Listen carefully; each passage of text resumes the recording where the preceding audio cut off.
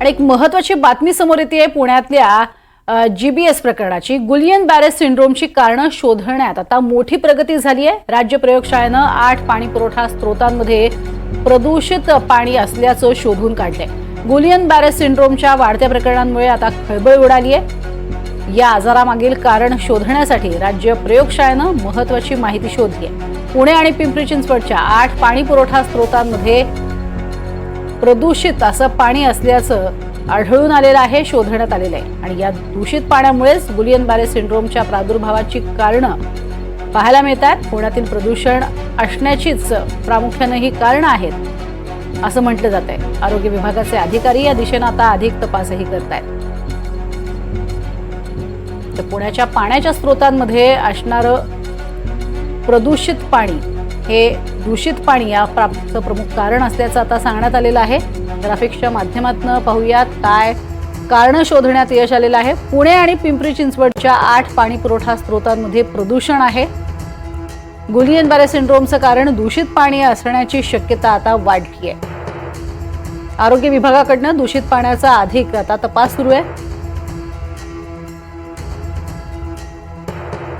अधिक माहिती या संदर्भातली घेणार आहोत। राहुल कुलकर्णी सध्या आपल्या सोबत आहेत। राहुल, तुम्ही कालच एका ठिकाणी जाऊन विहिरीमध्ये जे पाणी ओतलं जातंय तिथली सगळी पाहणी केलेली होती आणि दूषित पाण्याचे स्त्रोत जे आहेत ते नेमके कुठे आहेत आणि त्याच्यामुळेच हे होते का यावरती तुम्ही सुद्धा खरं तर प्रश्नांकित केलेला होता तो मुद्दा। आता याबद्दल आणखीनच खरं तर महत्त्वाचे पुरावे समोर येऊ लागलेले आहेत, काय अधिक माहिती? ते आता महापालिकेची जबाबदारी निश्चित झाली। महापालिकेनं ह्या संदर्भामध्ये जे काम करणं अपेक्षित होतं, म्हणजे जो स्वच्छ आणि योग्य पाणी पुरवठा करायला हवा होता तो केलेला नाहीये। खडकवासला धरणातून पाणी येत आहे बंद कॅनलच्या द्वारे आणि ते पाणी विहिरीमध्ये टाकलं जात आहे, त्याच्यावरती कुठलीही प्रक्रिया केली जात नव्हती। आणि तिथले ग्रामस्थ सांगत होते की गेली 3 वर्ष ते सतत महापालिकेला सांगत होते की आम्हाला स्वच्छ आणि योग्य तशा पद्धतीच्या पाण्याचा पुरवठा होत नाहीये। आणि महापालिकेचे आयुक्त राजेंद्र भोसले हे राज्याचे आरोग्य मंत्री प्रकाश आंबेडकर हे शेजारी उभा असताना असं म्हणत होते की दूषित पाण्याचा याच्याशी काही संबंध नाहीये। पण आता राज्य ही जी आपली प्रयोगशाळा आहे जिने ही पाहणी केली आणि पाण्याचे नमुने तपासले तर 8 पाण्याचे नमुने हे दूषित आढळून आलेले आहेत। पिंपरी चिंचवडमध्ये जिथे रुग्णसंख्या आढळून आली, पुण्यामध्ये जिथे क्रिकेटवाडी आहे, नांदेड सिटी आहे, नांदेड गाव आहे, काही धायरीचा परिसर आहे, तर त्या परिसरामध्ये हे दूषित पाणी या रोगाच्या प्रसाराचं मुख्य कारण आहे हे आता सिद्ध झालंय। दुर्दैवानी प्रज्ञा याच्यामध्ये काही रुग्णांचा अत्यवस्थ झाले, ते व्हेंटिलेटरवरती त्यांना ठेवावं लागलं आणि एक सीए असलेला चार्टर्ड अकाउंट असलेला तरुण मुलगा सुद्धा या प्रकारामध्ये त्याचा मृत्यू झाला। आता ही जबाबदारी महापालिकेची निश्चित झाल्यामुळं खरं तर या संदर्भातल्या कुठल्या फौजदारी संहिता असतील तर त्या अन्वये सुद्धा कारवाई करा अशी मागणी खरं तर नांदेड गावच्या लोकांनी आधीच केलेली आहे।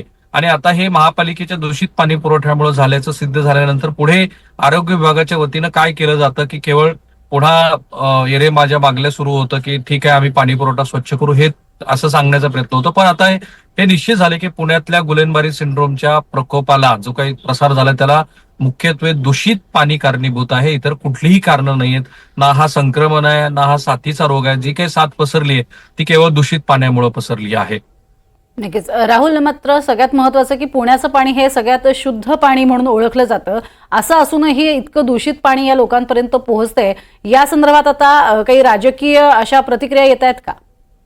येतील आता हळूहळू, पण एक फार गंभीर गोष्ट काय की जेव्हा राज्याचे आरोग्य मंत्री तिथे उपस्थित होते तेव्हा मी त्यांना हा प्रश्न विचारला होता की हा प्रश्न नगर विकास विभागाचा आहे का आरोग्य विभागाचा आहे।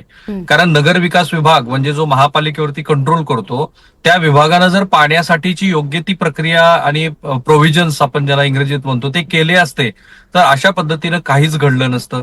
आता राज्याच्या आरोग्य मंत्र्यांना सुद्धा हे सांगता नाही आलं, ते सारवासारव करत राहिले की नाही हा अजून निश्चिती झालेली नाही। आणि नंतर संध्याकाळी प्रेस नोट आली की दूषित पाण्यामुळेच ते घडलेलं आहे आणि आता तर सिद्ध झालं की हे दूषित पाण्यामुळे घडलं आहे।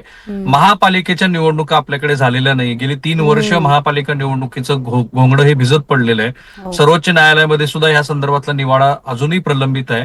नगरसेवक नसल्यामुळे कुणाचीच जबाबदारी निश्चित होत नाही आणि प्रशासन प्रज्ञा इतकं कमालीचं ढिसाळ आहे की त्या सगळ्या पाण्याच्या विहिरीची पाहणी करायला सुद्धा महापालिका आयुक्तांना 5 दिवस लागले. नंतर आरोग्यमंत्री आले. त्यामुळे राजकीय प्रतिक्रिया तसा काही अर्थ नाहीये. येणाऱ्या महानगरपालिका निवडणुकीमध्ये सुद्धा याचे किती परिणाम होतील हा संशोधनाचा भाग असला तरी आता महापालिकेला जबाबदारी आपली टाळता नाही येणार. खरं तर मी मगाशी म्हणालो तसं नांदेड गावचे जे ग्रामस्थ म्हणतात की या संदर्भातले जे कोणी प्रभाग अधिकारी आहेत, उपायुक्त असतील किंवा आयुक्त असतील, यांच्यावरती फौजदारी संहिते अंतर्गत गुन्हे दाखल करायला हवेत. कारण कुणाचा तरी बळी गेलाय, कुणाचं तरी घर अक्षरशः आर्थिक कारणामुळे पूर्णपणे त्याचा ढासळला त्यांचं आर्थिक गणित. अनेकांच्या नोकरीवरती गदा आलेली आहे आणि आता उपचार करता करता लोकांचे जीव मेटाकुटीला आले. तर अशा वेळेला हे दूषित पाण्यामुळे झालेलं आहे हे सिद्ध झालंय. आणि तू म्हणालीस त्याप्रमाणे इतका प्रचंड पाऊस पुणे आणि परिसरात पडतो तर तिथे योग्य त्या पाणी पुरवठ्याचा आपण सप्लाय का नाही करू शकत, विशेषतः वाढीव भागामध्ये? हा प्रश्न कायम लोक विचारतात. अगदी. आणि अक्षरशः म्हणजे सर्वसामान्य नागरिक सुद्धा सांगतात की पाण्यामुळे होणारा हा त्रास आहे हे शोधायला पालिकेला इतका काय लागला हे सुद्धा अर्थातच मोठं गौडबांगाल म्हणावं लागेल. हे जर आधी शोधलं असतं तर इतके लोक जे ते या सिंड्रोमचे बळी पडले नसते, हेही तितकंच महत्वाचं. तुर्तास धन्यवाद राहुल या संपूर्ण माहितीसाठी.